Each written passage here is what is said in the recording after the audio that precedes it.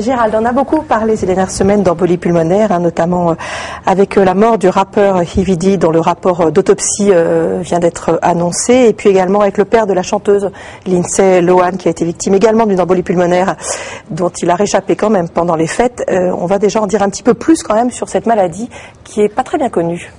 C'était en fin d'année 2011, donc tout ira mieux en 2012. Bonjour, la maladie, l'embolie pulmonaire, c'est une maladie qui est redoutée par tous les urgentistes parce que c'est un piège diagnostique qui est majeur, parce qu'on va le voir, les symptômes sont extrêmement variables. Alors, l'embolie pulmonaire, ça porte bien son nom, c'est une embolie, c'est-à-dire c'est un embole, un caillot de sang qui va à un moment donné migrer dans la circulation pulmonaire. Donc je crois qu'on a un petit schéma qui montre un caillot qui a été formé probablement dans les jambes, dans les membres inférieurs, qui passe dans le cœur et qui va à gauche, sur la gauche, et qui va, on voit les deux flèches qui circulent dans le cœur et qui va passer dans l'artère pulmonaire pour se retrouver au niveau des poumons qui sont en violet, et qui va bloquer une artère pulmonaire ou une branche de l'artère pulmonaire. Et qui dit blocage de cette circulation sanguine dit défaut d'oxygénation, avec des répercussions pulmonaires, des répercussions cardiaques qui peuvent aller jusqu'au décès. Donc on considère qu'il y a 100 000 environ embolies pulmonaires par an. En France, c'est un chiffre qui est largement sous-estimé, et elle est souvent associée, cette embolie pulmonaire, à une phlébite, à une thrombose veineuse profonde, c'est-à-dire un caillot qui va se former dans les jambes. Et c'est pour ça que votre médecin, quand il vous examine pour un problème de toux, pour un problème de difficulté respiratoire ou de douleur thoracique, va aussi regarder au niveau des mollets pour vérifier qu'il n'y ait pas de signes et de symptômes de phlébite. Alors les signes qui doivent faire penser à une embolie, c'est quoi ? Alors ils sont extrêmement variables, ces symptômes-là. Ça peut aller de la petite douleur thoracique. Alors c'est pas la grosse douleur thoracique comme de l'infarctus avec le poids sur la poitrine. C'est simplement un petit point sur le côté, un petit point de côté, souvent basithoracique. Et la douleur thoracique comme un point de côté, c'est un premier signe d'embolie pulmonaire. Le deuxième signe, basithoracique, c'est-à-dire à la base, c'est-à-dire à la base, pas loin des côtes du bas, quoi. Absolument. Si on reprenait le schéma d'anatomie tout à l'heure, c'est plutôt à la partie basse des côtes et des poumons. Et c'est une petite douleur assimilable à un petit point de côté.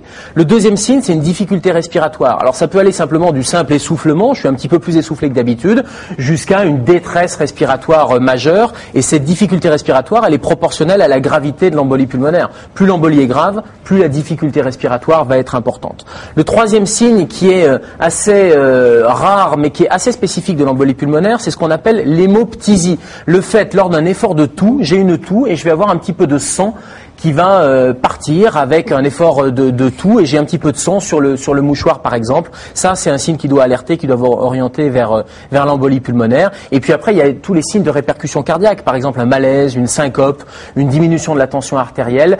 Toutes ces répercussions cardiaques sont des signes d'embolie pulmonaire. Ça, ce sont les symptômes de l'embolie. Et puis, il y a les symptômes de la phlébite. C'est une douleur au niveau du mollet, c'est une jambe un peu plus dure que d'habitude, ou une douleur lorsqu'on palpe, ou une jambe un petit peu plus rouge. Tout ça sont des signes qui peuvent témoigner d'une embolie pulmonaire ou d'une phlébite. Et ça peut être complètement isolé. Vous parliez du rappeur. C'était simplement, et le rapport d'autopsie le dit, dans les semaines précédentes, il avait simplement une toux chronique.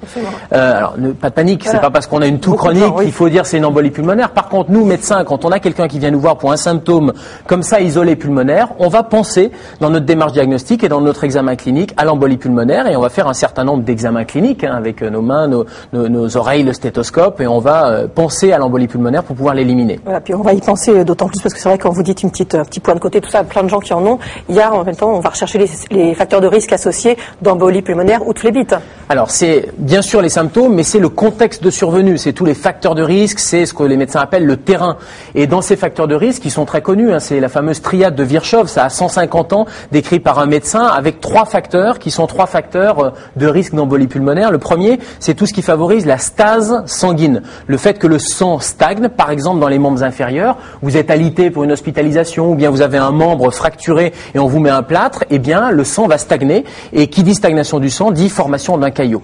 Le deuxième facteur de cette triade, c'est une lésion au niveau d'une veine. Par exemple, une lésion traumatique ou bien une piqûre pour une perfusion, ça crée une brèche au niveau d'un vaisseau et donc la formation d'un petit caillot qui peut derrière grossir, émigrer et devenir une embolie pulmonaire. Et le troisième facteur de risque de cette triade, c'est les anomalies de la coagulation. On est en permanence dans une balance avec d'un côté on forme des caillots et d'un autre côté on détruit des caillots.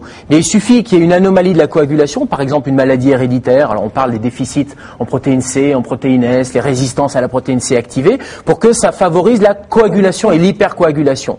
Et puis il y a des médicaments qui favorisent ça. Par exemple, les pilules de 3e génération, les pilules contraceptives, sont des facteurs de risque de maladies thromboemboliques et d'embolie pulmonaire. Et puis il y a d'autres facteurs en dehors de cette triade, c'est le surpoids, c'est la grossesse, on sait que toutes les périodes autour de l'accouchement sont des facteurs favorisants, et puis le tabagisme.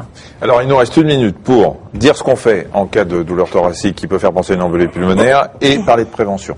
Alors, qu'est-ce qu'il faut faire quand on les deux. Un, il faut pas marcher. Le réflexe, c'est d'appeler SAMU Centre 15 et derrière, ça sera un transport allongé. Pas question de marcher parce que si vous marchez, vous allez contracter les mollets et ça risque de faire partir le caillot dans la circulation générale. Donc, on appelle le SAMU Centre 15 et puis on fera tous les examens derrière, que ce soit les prises de sang ou que ce soit les examens scanner, scintigraphie, etc. La prévention, c'est les piqûres dans le ventre ou dans la cuisse quand vous avez un membre dans le plâtre.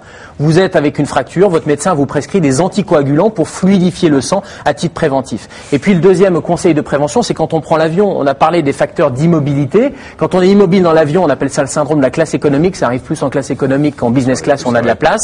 Il faut favoriser les mouvements de jambes. Donc il faut marcher, il faut se lever, il faut faire des petits mouvements. Alors je ne sais pas si on le voit sur la caméra, mais avec la jambe, il faut faire des mouvements de flexion, extension. Comme ça, on en fait une quinzaine, on est assis à sa place, une quinzaine toutes les heures. Il faut éviter de boire de l'alcool, de prendre des somnifères et de s'endormir trop longtemps parce que tout ça fait qu'on comprime, le sang stagne et on risque un caillot, une embolie pulmonaire. Et si vous avez des facteurs de risque, votre médecin pourra vous prescrire des bas, voire des antiagrégants en préventif. Et même d'ailleurs, quand on n'a pas de facteurs de risque et pas de contention pour les voyages longs, c'est quand même pas mal. Hein. Absolument.